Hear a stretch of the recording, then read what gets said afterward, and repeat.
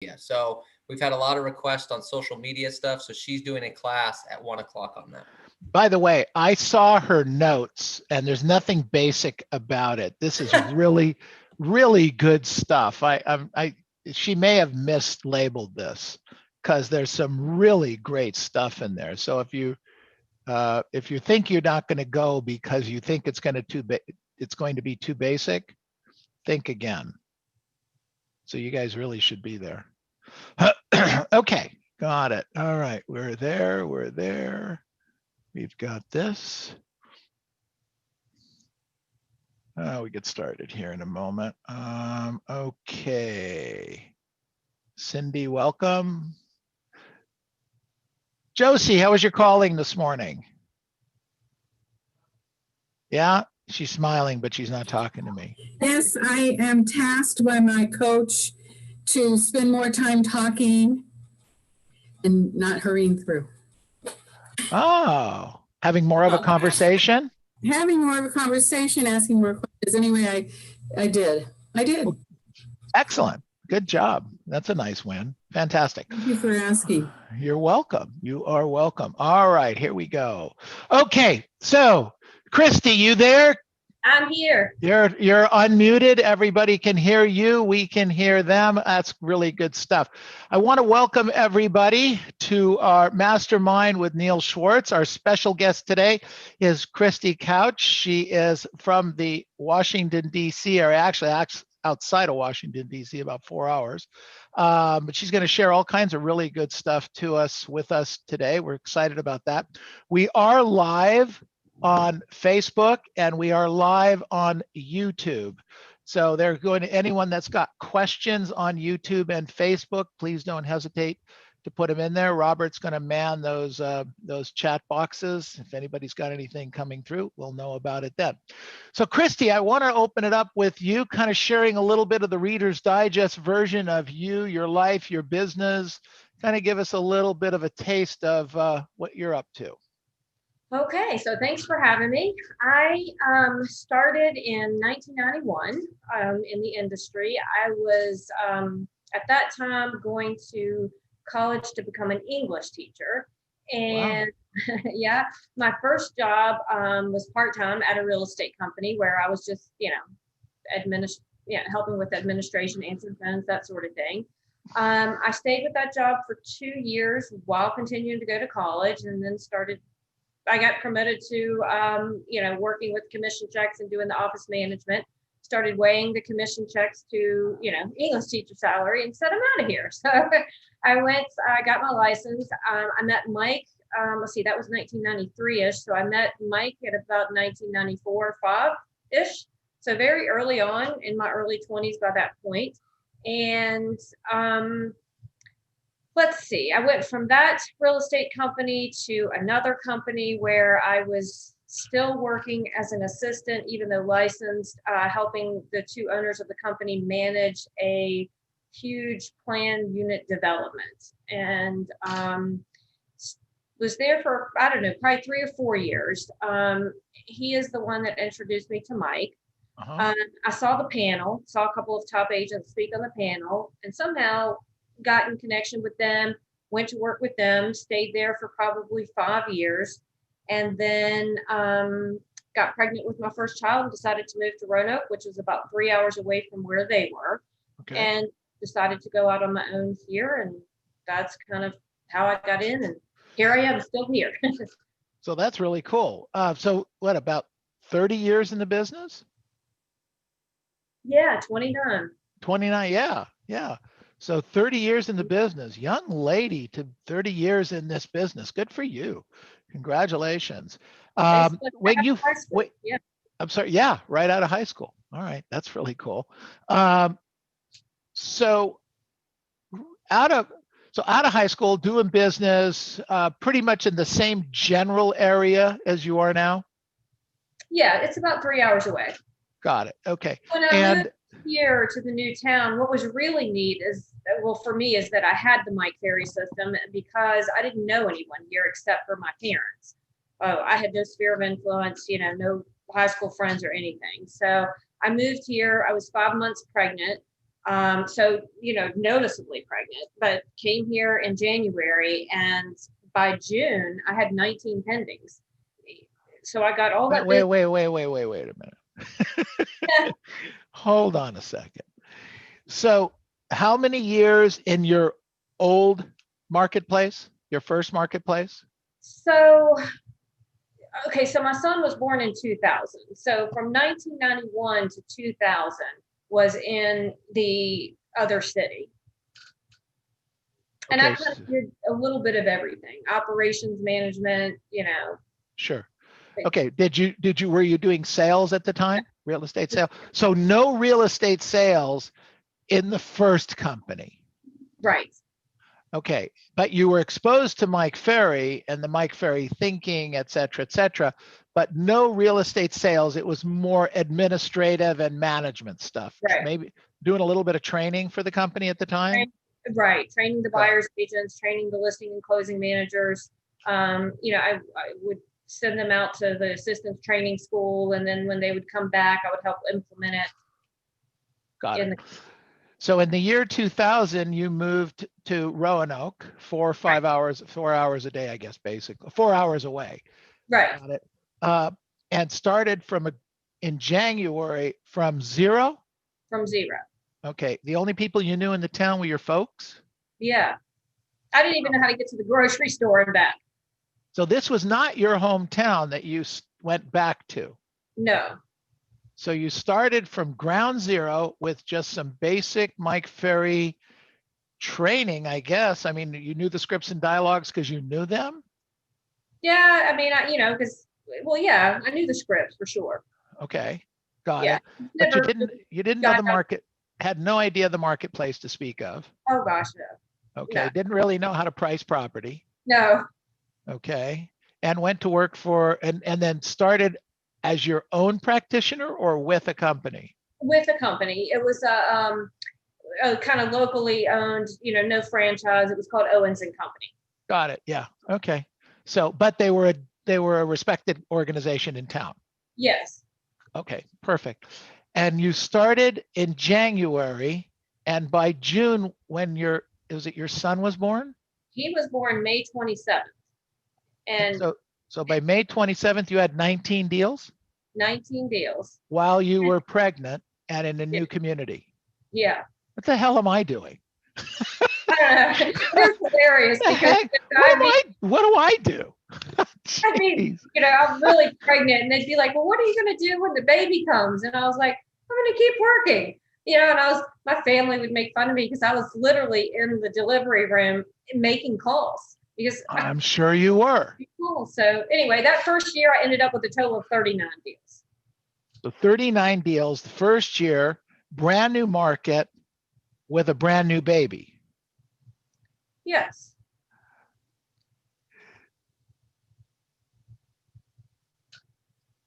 Have you always been a high achiever, or is this some switch that, where does that come from, Christy? That's not what we would see as kind of normal. Yeah, I don't know. I mean, my dad passed away when I was 18. Okay. And it was like, I was either going to go one way or another. And fortunately, I was exposed to Mike right after it happened. And I just latched on.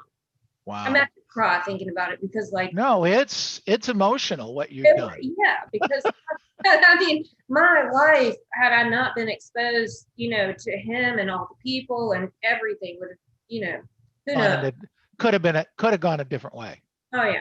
Yeah. So wow. I just really latched on. I mean, if he said read a book, I read a book. If he said, show up with this, I showed up with that. And just, wow. I just worked the system. That's it. Right. So when did your father pass away? Let's see, I graduated from high school in June. He died that November. And he had a rare blood disease. He had it since I was 12. We knew it was terminal. So it was a long, drawn out, yucky, from the time I was 12 to 18. Got it. Wow. And let's see here. That was 1990. So I got my real estate license the following summer in 1991. So Christy, let's fast forward for a second and put this into context. 2019, you did how many transactions? Last year we did 180. 180 transactions. When you say we, is that, do you have a small team? How's that work out for you? Small team. Last year it was basically 4 of us. And then this year we've definitely added on some buyer agents. So the 4 of us were admin people or what? Okay, so I don't go out anymore on listing appointments. I'm kind of like what you are. I still prospect though and bring in the business. And then I have 2 listing agents and 2 buyer agents and 2 admin. Oh, got it. Okay, so basically you're leading, you're the broker leading the team. Yeah. So to speak. Okay, but you're generating the business. Yeah.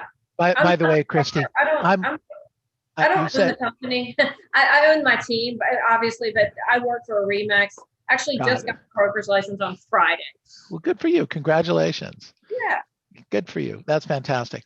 Okay, and the goal for 2020? 200 transactions. And how did COVID get in the way? Did it bother you? Did it slow you down? Was a speed bump for you? How was it? Nothing. I mean, Nothing. We are slammed and have been all year. Mentally, I think had I not been plugging in, I'm sure it probably would have got to me. But as far as business goes, I wouldn't say that has had an impact. I mean, we're like a lot of the markets. We don't have enough inventory and listings are selling as fast as they're coming on the market. So tell me about mindset. Tell me about, getting up in the morning and doing. How old's your son right now? He is 20, almost 21.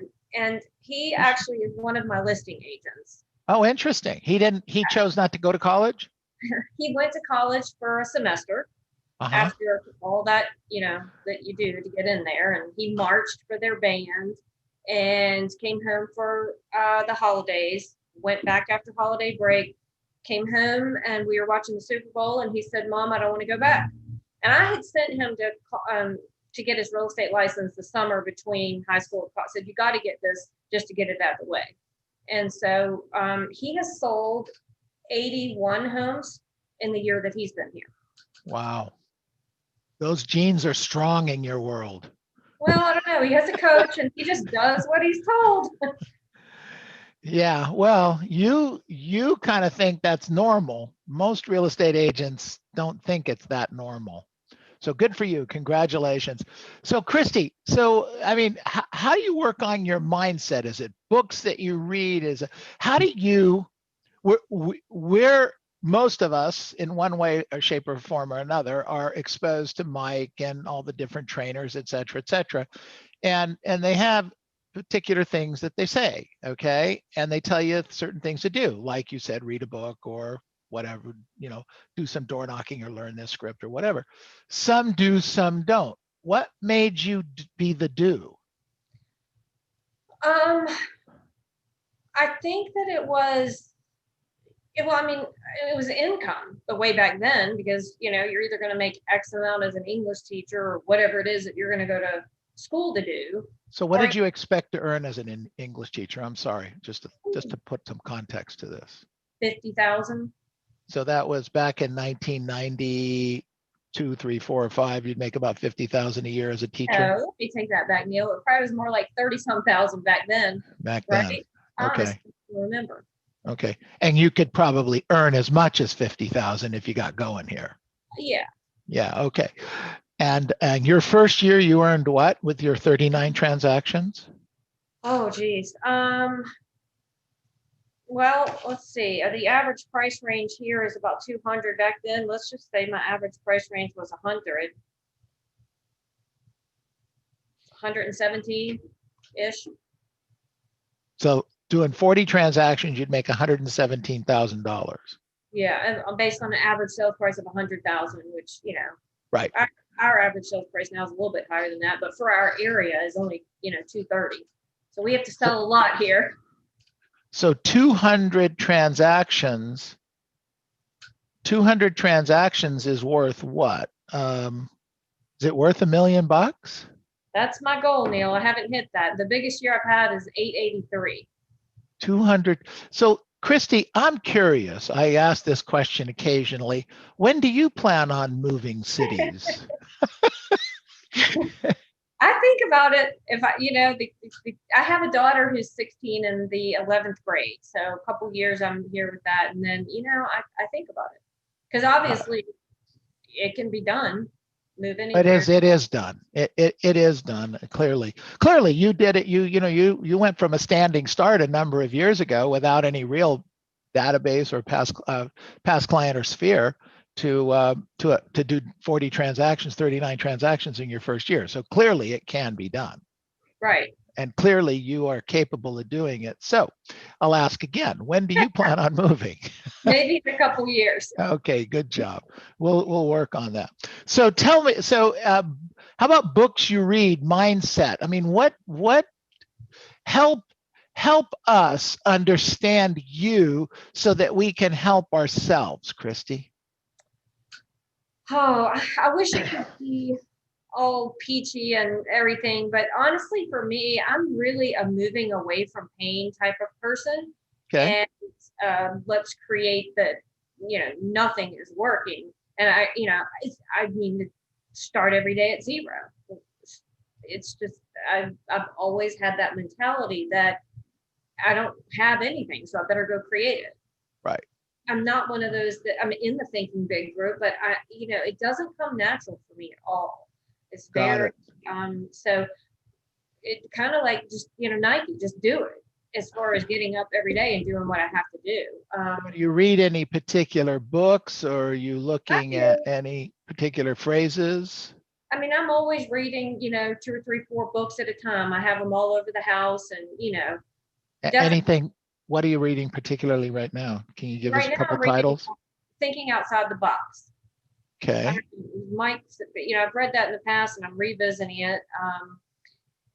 And I do a lot of landmark training. Like I had a landmark performance coach for about 5 years and just took a break here in the last month or so. Okay, got it. So, coaching is a big part of it because I have the Mike coach, then I have the landmark performance coach, which kind of helps me more with the mindset.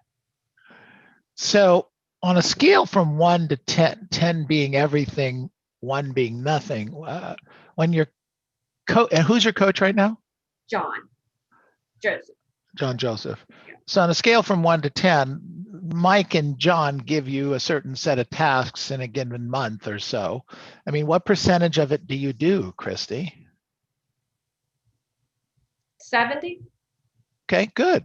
Good for you. What is the stuff you don't do? I honestly am probably prospecting 2 hours a day instead of, should be prospecting 4. Okay. I allow myself to get involved in stuff that I don't need to be involved in. Okay. So you're not going on appointments. You've trained your people to go on appointments. Yes. Okay. So your job really is to generate an appointment and then hand somebody, one of your team, one of the two, you have 2 people that do that? Listings, yes. 2 team members that go out and you generate listing appointments, and on the way you're generating buyer appointments too? Right. I'm not doing enough of what you're doing, the role playing, the practicing with them, the really training them. I could be doing more of that. Well, I have to tell you, I do a lot of it. Nobody's producing like you are. So why don't we let's talk about this, because there's got to be something you can do and something I can do. And we can figure this thing out and help everybody. Yeah, help everybody get to the next level. I mean, we do a lot of that stuff. Fascinating. Wow, this is very, very enlightening. Very cool. So on days you don't feel like working, what do you do? Work. I get it, but what helps you get to that? Gosh, Neil, honestly, I mean, my coach has to convince me to take vacation, I have to get accountable with taking a day off. which is not good. I mean, it's No, bad. no. I burn out and I get irritable, and the mindset goes to put. But it's more that I need to be talked out of working that it is. Like, I just get up and do it anyway. And then once you Okay. get in motion, it gets better. I mean, if you don't feel like prospecting and you dial the phone anyway, and after a couple of calls, you're just, You feel like being in the deal. It's the first call that's the bear, right? yeah, the first The call. second one and third one aren't that tough. So you're working with your son, correct? Yeah. Sounds like he's pretty good at what he does. Well, he is not, he has not produced one deal himself outside of a friend or family that called because he's in the business. So you talk about your people. Well, I can't get him to be effectively on the phones daily either. Oh, interesting. So if you're not handing him an assignment, and he goes and he gets it, Christy, Yes. right? He does. Right. So you've taught him to go get it. Right. What are, I mean, if 70% of the time, 80% of the time, what's his number for listing appointment to? Pretty good, I'd say 75-80% without looking at the analyzer. He's pretty Okay. good, but you Okay. know how it is. We've got the pre-listing package process. I mean, a lot of times they're a yes before he walks in the front door. Got it. So, a coach is working with him on, he did the prospecting clinic, and I think his age gets in his head, or, lack of people skills or something. I mean, because he certainly knows the scripts at this point.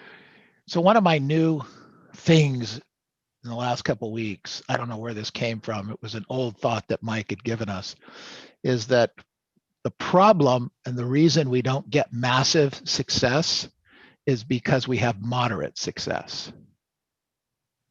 And I'm wondering if some of that doesn't apply to your son. Just a thought. I know it applies to a number of my people, that they're really good at this level. Yeah. So they don't go to this level. Right. So that's. I actually was that way. Even up until the Superstar Retreat last year, because I was stuck in this price range, and I don't know, I was talking to somebody, it's like, why don't you raise your average price range? And I was like, rah, rah, rah. And then, I came back and finally just did it. And, our average price range has slowly gone up. And now, we're selling $300,000, $400,000, $500,000 homes. Whereas before, I don't know, I had it that, like, if it was above 350, Interesting. Can you talk about that for just a little bit on how you went? I mean, our higher price point is probably 800,000 from 500,000. Okay. Mm-hmm. Maybe it's starting to inch to $1 million, but we have some issues. What were your issues about going to the next level? Was it, I mean, I don't know what type of home you live in, or where, who you hang out with. Was it a little of the socioeconomic thing that was keeping you down, or was that part of it? Like my family doesn't come from money at all. Like my whole family, they're completely dysfunctional, and it's crazy. I live in a $700,000 house, so it's not mine, but yes, probably my background, my upbringing, my family, yeah. Okay. All right. And what did you do? What were the activities? Somebody told you, somebody suggested, you kind of fought it, you pushed back, but something happened for you to kind of click and try to move that price point. What was it, and how did you take action with it? Probably it was the panel for sure. Hearing Karen, hearing somebody else, and me think, God, I'm so tired of working so hard. Like, just give yourself a raise already, Right. And so what the action that I took is I started, because I mean, honestly, Neil, I would throw the expireds away. I mean, if they were above 500,000, I just thought I'd mail to them, but I wouldn't call them. So I started calling them, and then I started. Wait. I guess maybe I didn't hear that right. So if it was a $500,000 and above expired, you wouldn't approach it. Mm-mm. Because why? Help me here. I don't know. I was scared, uncomfortable. Interesting. didn't think I was good enough. I mean, Okay. All right. So what switched? I'm done with that. I'm done with that, you know, and I'm calling and I just do now. I mean, now I'm calling, we have a lake area that, like I just called today, 1.5 million. The last week I called 2.3 million. And these people are so nice. Like anything that I had going on in my head is not the case at all. And, you know, there's the specialists in our area that, you know, Callie Dalton, Janine Hansen, they're the luxury specialists, you know, it hasn't even come up, but I had all this stuff going on that, well, this, and nothing that I thought has happened since I've started calling and working the upper end. And, So, you know, wow. we're not there yet, but it's like building, you know? Sure. And so. So Christy, and the luxury specialist, how many houses do they sell? Oh, no, I mean, I don't know. 6, 8, 10? Yeah. Yeah, right. So you're at 200 transactions. How many people sell more than 200 transactions or 200 in your market? None. No one, right? Right. So you are the 800-pound gorilla. You just don't think you are. Right. Wow. Good for you. That's exciting. Yeah, and it really had me stopped. I want to be the president of your fan club. Yeah.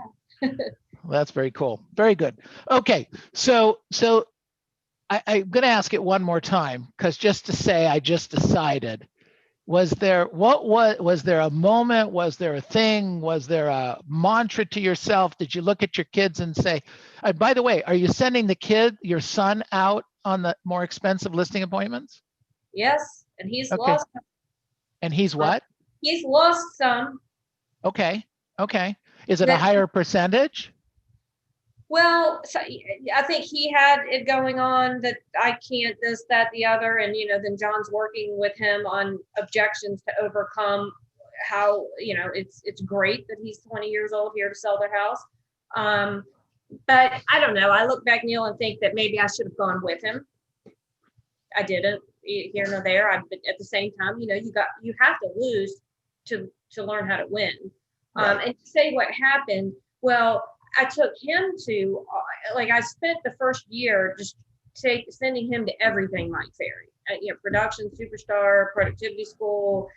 And he came back and he would stand over me of those expired listings that were above 500,000 and say, dial the phone. Yeah, easy for him to do. And he's not doing it yet. But, you know, when you've got your son looking up to you and are you going to do it after being at the retreat, talking with the and everything, you know, I had to do it. So there was kind of a little bit of accountability there. So let's talk about that for a second. You have him as a presenter. So there's an accountability on your part to make sure that you're setting appointments for him. And there's an accountability on his part to he better come back with the listing. Mm-hmm. So you guys, and we have some of our people work together with spouses and kids and things like that. What's the pushback on that? Have you guys had some issues or it's never been, sorry? Oh yeah, it's been nasty sometimes because, you know, I mean, I'm a driver and I mean, you know, John has to get after me, like settle down, simmer down, you know, he's going to get there. You didn't happen overnight and neither is he. So I have unrealistic expectations maybe. So yeah. Oh, we've had blow ups. I told him to go back to college and find his own. Yeah. Right. Yeah, I get it. Getting through it and continuing. And then I think it's all, you know, a lot of it is it's definitely in the coaching and listening. Good. Excellent. Fantastic. This is very cool. Very, very cool. Christy, what would you call one of your superpowers? Discipline. Yeah. Discipline and consistency. Yeah. Consistency. Yeah, absolutely. I would agree with that. So I think I'd asked you this when we chatted on the phone for a couple minutes. I wanted to ask you, is there an objection handler or something that you say or do when you get into a certain situation, whether it's commission, whether it's I have a friend in the business, whatever, is there something that you kind of fall back to that's always kind of a help, it helps you push the deal across the finish line? Not one objection in particular. Honestly, me and two other top agents wrote a book called Now What Do I Say? And it is it's just an objection handler book where we got together and wrote objection handlers for all of the objections, just as a practice more than anything. I don't That's know. the English teacher coming out in you, huh? Yes, so I get to fulfill that dream. Yes. So is that a book I can buy? I mean, yeah, but you don't need it. You know always. But yeah, I love writing, so I love handling objections, and but there's not really one in particular that I can think of. Nothing that jumps off the page to you, huh? Not really. Okay, well, I appreciate that. That's fantastic. Well, I would like to get a copy of your book. So if you make sure you text or email me that, and that's great. And if any of the other agents want to do that, they can do that too. Absolutely. So let's open it up to questions, please. You up to a few questions here? Yeah, absolutely. All right, excellent. Okay. So Robert, do we have anybody questions from our Facebook group or YouTube? So one of the questions that came in, get this for everyone, is, as a new agent starting out, what would you say to them to generate the amount of business you did starting out? Okay, that's a great question. And I always called expireds and for sale by owners, but there weren't a lot of them. And honestly, I felt more comfortable with straight out cold calling. And I asked my broker, I said, listen, I want to, in this new town, I didn't know where to call. So I said, I would sell 100 homes a year. What neighborhoods sell around here that I can call and find listings? And he told me. And back then, I don't know, Neil, you probably remember this. It was called the Crisscross Directory. It was a blue book, like yellow pages. There was no auto dialers or anything, but I'd go and look up the streets. And I mean, I took 19 listings one year as a direct result of just calling people and saying, hey, this is Christy with the Couch team at Remax. We have a lot of folks looking to buy right now. And I was just calling to see if you happen to have any plans on selling your house. I mean, just simple. That's it. Right. And I was really good about sending notes. Like if people were open to a conversation, and I didn't have that 7 days or less thing. I was trying to build my sphere of influence and build a pipeline. So I got magnet business cards and would send them a handwritten card with a magnet business card. And still to this day, people are calling back because I kept the card. It's on my refrigerator. Right. Very cool. Good. It's a good answer. Thanks, Robert. Any questions for Christy? Give me your questions, please. Josie, please.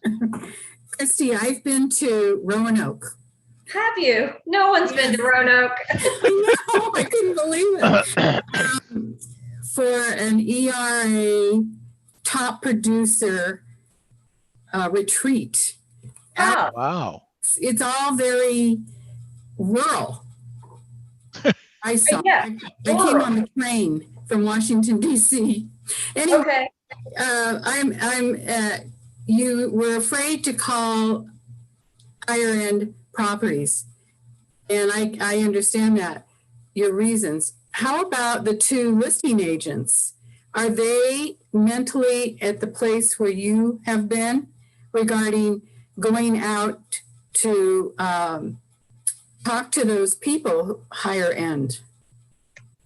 My husband and my son are the two listing agents. So yeah, my husband, he doesn't have that anything. He doesn't have any type of fear.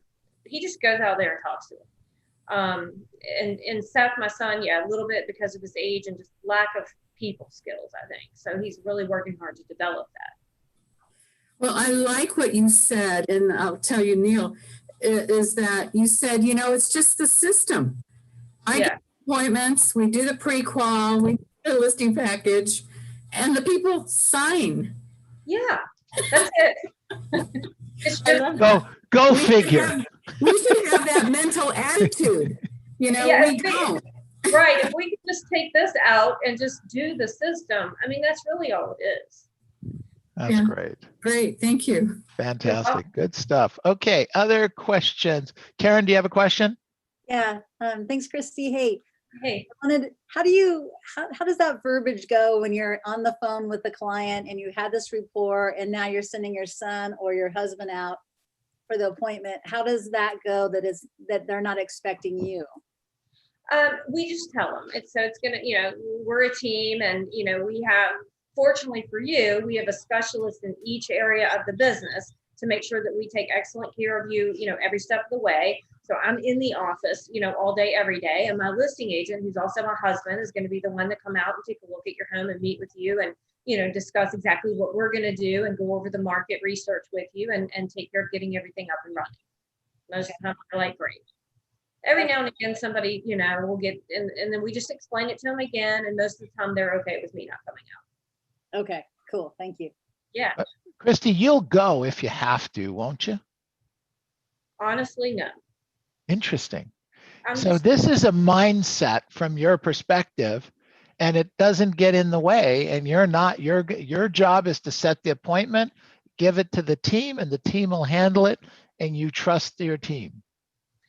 yes. And I've had to be willing to lose some at the same time, and the ones that I do take, Neil, are the ones that call in and they're a past client and just, Let's do DocuSign the this. contract. Yeah, let's do this over the phone kind of deal, Yeah, right? I'll take Yeah. some every now and again. One thing that I never did was work with buyers from the very beginning. Okay, Always- never.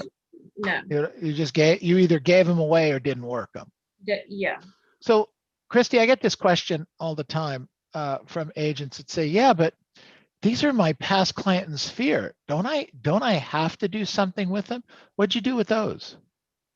You mean listing folks that are past clients? So if it was a buyer, Oh, and they wanted to buy something, they wanted to look at property. Maybe they're going to list with you. Maybe they're going to list. Maybe they don't need to list. Okay. But they're going to buy something or they want to buy something. Are you going to show them property? no, I've always referred them to, a buyer's agent. And I think it's how you present it to them, because I just say, well, whether they're your partner or not, they're always your partner because they're working with you to work with your buyers. So I would always just say, my partner will be the one to show you around. And I do, and still today with the buyers, I do a lot of the kind of behind the scenes as far as what are you looking for, how, the pre-qualifying of the buyer. And then Okay. sometimes I'll even email them homes. And then once they're ready to go out and start looking, then, okay, great, my buyer's agent will be the one to show you around. Okay, so you're still in the process. You might even pick properties for them. You might even go over a financing strategy with them. Yeah. But you're not going to put them in your car and you're not going to meet them at a house. Right. Yeah. Got it. Somebody else is going to do that for you. Yes. Okay, perfect. Good. Okay, other questions for Christy, please. Tess, did you have something? Thank you. By the way, thank you, Christy, for being here. I want to understand the process where it seemed to me you're the one who's actually really more of the sales, getting people. How did you get your husband to train your husband to be that listing agent? Like, I mean, we go through this process. You got to be making the call, and at the same time, you got to be good in being in the listing presentation. How did you get your husband started on that? Because I really want to learn how to do that. I knew where this was going. Well, I mean, that is a great question. And he, let me think about this. When he first joined the team, he just shadowed me all the time and listened to what I said. And, he coaches with John too. And I mean, I'm like a slave driver around here with, listen to this, watch this, do this, and I think that it's, that's in the training too. It's all in the system. When he wrote the listing presentation out every day and, role play in the office and things like that, just, and they're better, honestly, at studying the numbers and the CMA and stats than I am, because I don't have the patience for it. Like, I just want to say, list at this, because I know that's what they should list at. I don't want to sit there and go through all those comps and they're better at that than me because they have the patience and my son was going to be an engineer, so he loves to sit there and talk about that stuff. Got it. Can I assume that your husband is probably analytical and you're the driver expressive? My son is analytical, yes. I am expressive driver, and my husband is amiable all day long.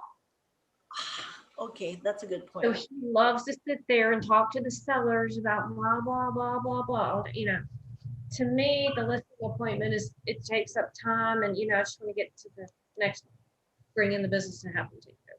Now, I did go on the listing appointments for years, though, obviously, before I got to that point. And it's just in the system. If you read that script every day and you write it and you say it out loud and you role play, it has to become it's like who you are, just like that.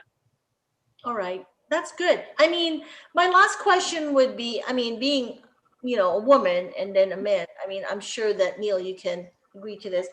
Men, not yet. men usually have that ego type thing, So how were you able to overcome that with your husband, Oh. Yeah. You mean about her being in charge all the time? No, my husband is okay with it, but sometimes, he just has that, because he listens to me. He's with me with appointments. He almost would be a good real estate agent. And it's just that he doesn't like the prospecting like what we do, but he's a closer, So is it the ego? How were you able to overcome the husband-wife relationship of an ego type thing?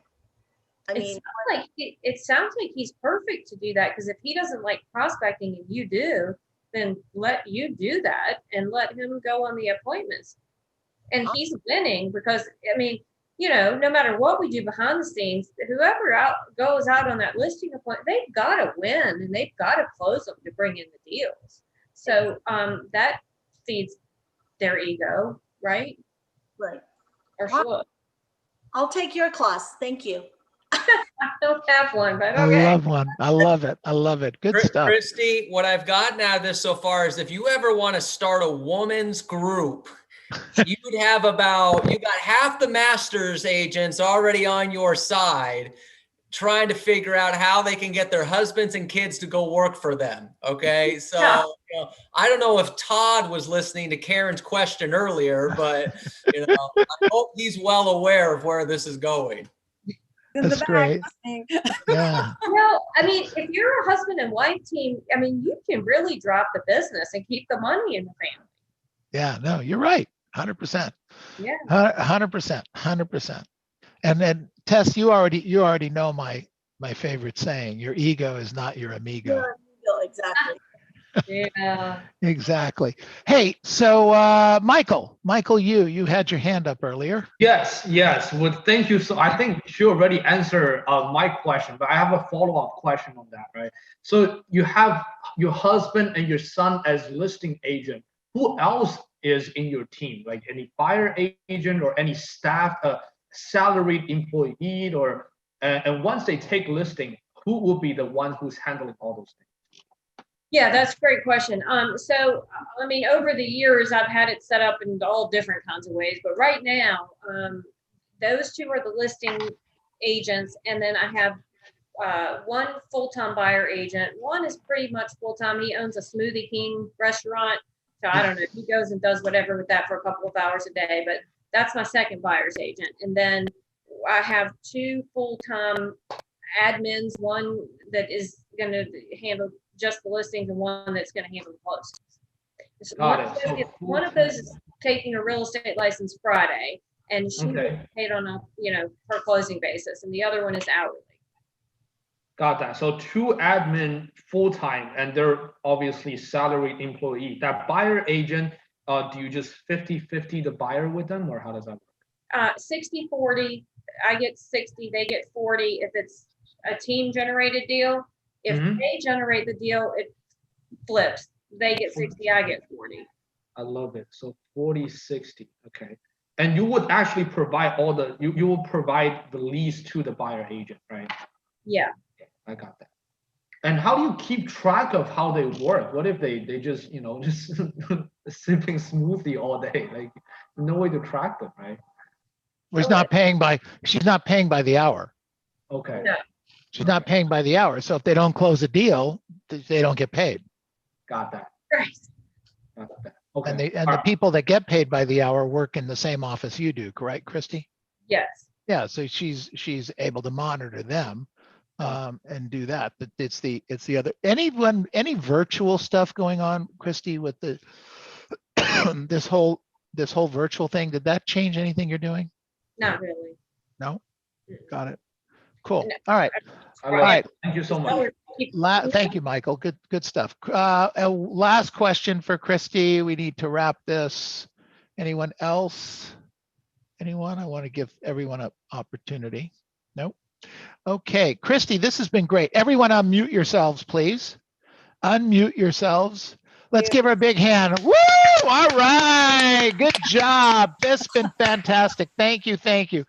Christy, what we do right now is we're going to ask a couple questions of what we learned. It's kind of something that we traditionally do at the end of these events. You're welcome to stay around and listen, or if you need to go out and make more appointments, and direct traffic on your listing agents. I get that. Okay. So, but thank you so much. This has been so enlightening and so refreshing. We really appreciate it. Thank you. You guys have a great day. Thanks. You too. I'm gonna head out. Take care. Woo, Bye-bye. all right. Good job. Good job. Wow. That was a different approach. Like that. Different, but similar. Interesting. So what did we learn there today? Go ahead, Robert. I got multiple things out of this. Number one, I like when she referenced starting every day at zero, and she said, I've always had that mentality that I don't have anything, so I need to go create it.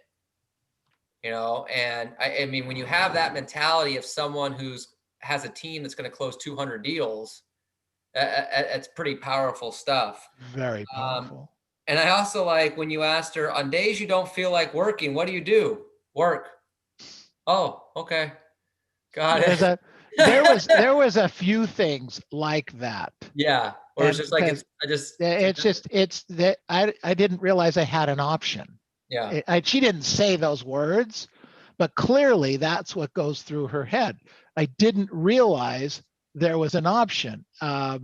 She is discipline and consistency are her superpowers, clearly. Discipline and consistency. And you think about how disciplined that she has to be. Tess, she's taking Don't Go to Fontana to a whole new level. Okay. Think about it. She sets the appointment, hands it off, totally gives it to someone else she's trained, and knows that the best they're going to get her is about 72% return on that deal. And yet she's okay with it. Why? Because she's going to make $1 million this year. You know what I like about her, Neil? The background, I think, is of her. She was a school teacher, wasn't it? Well, no, she was going to be a school teacher and then chose not to do that. She has no problem delegating. Yes, that is true. That is true. However, I didn't ask her this question. This is just an assumption on my part. We can get her back on the line another time. I would suspect she spends a lot of time teaching her, whoever does whatever does what she do. She trains the heck out of her husband and her son. And that's why I asked that question. Probably the most difficult relationship to manage is family. Yeah. And her two generators, her two listing agents are husband and wife, husband and son. That's a great manager. Tess has been training her husband for years. This is fun, right up her alley. Good point. Okay, what else did we learn? What else did we learn? Albert, you got something? I just saw you come on Just board. just the fact that the way she's able to work with the family and the fact that she runs the show, to me that alone is very impressive. But to be able to work as a team, I think it speaks a lot for herself as a leader. Totally. 100%. We agree. Okay, what else did we learn today? It's me, Neil Rosa. Go ahead, Rosa. I like when she said it's just the system. Yeah. It's just a To me, it system. was like, don't get any emotions or fears. It's just the system. Just follow it. Just follow it. Yeah, that was brilliant. Yeah, good observation. Josie, did you have your hand up? So, did I see? No? That's what I was going to say, just what Rosa said. You know, it's just, we got to get it out of our heads, all the stuff we put in there. Just do what we're supposed to do. Got it. Do the listing package, and they'll sign it. Got it. Yeah, no, absolutely. Absolutely. Fantastic stuff. All right. So thank you very much. She did a great job. Do we have her information over there, Robert, posted yet? Just want to make sure that her information gets posted and you have any It's referrals. there right now. Miriam just posted it. Thank you, Miriam. Great. Miriam, thank you. Thank you. Miriam, do me a favor. Will you order one of those books from her for me? Thank you, wherever you are, Miriam. So Let's Neil, get what that. was your big takeaway? It is, you know, the system. This is kind of what I'm getting clearer as the last few weeks have been going by. It's the system. It's all the elements. It's not one thing. And if you give it away, I mean, clearly she generates the leads. No one else does because she's having trouble getting them to make phone calls. Okay, right? That frustrates a lot of people, but she generates the lead and hands them the appointment and then sits back and continues to train them so that they're doing 70-75% listing appointments. So she's clearly good at what she's doing, and she's clearly good at handing off the baton. I'd love to get that good at being able to do that and help you guys with that. I really would, and I will work toward that. You can generate the leads for us, Neil. That would be good. That would be good. And what kind of a deal does she have? Like 60-40, 60 goes to her, 40%? You give me 10 a month, I'll be more than 10% would be more than enough. That is a tempting opportunity. But I don't compete, but I don't compete with my people. To that point, her system works kind of like what you were saying, you know, is that she's very good at what she does. That only works because she must be just a monster on the phones. I mean, she's generating because if she's generating all the business and handing it off, that means she on the phone is generating 200 deals worth of deals. Well, if you back up, well, if you back up because they're only getting 30%, they're only getting 70% of that. So she's probably generating 300 appointments. Right. She's generating like 300 appointments that they actually go on. Yeah, she's generating 300 appointments they go on. So you're right. She's probably generating 400 set, 300 gone on, 200 transactions. I mean, wow. I mean, that's why it works. I mean, she's just a monster on the phone. Yeah. Tess, there you go. Tess, 300, set 300 appointments, give them to the boys. Okay. Take them out of school. School costs too much anyway. Karen, there's something here. I heard Karen, you got those boys in school. You know, we've been trying to figure out how to take care of tuition. That's the answer. That was a beautiful time. Make them generators instead of end users. That's great. Very good. Okay, so we have Holly who's waiting patiently to do our presentation here. So Robert, I'm going to turn it back over to you. All right, cool. All right, so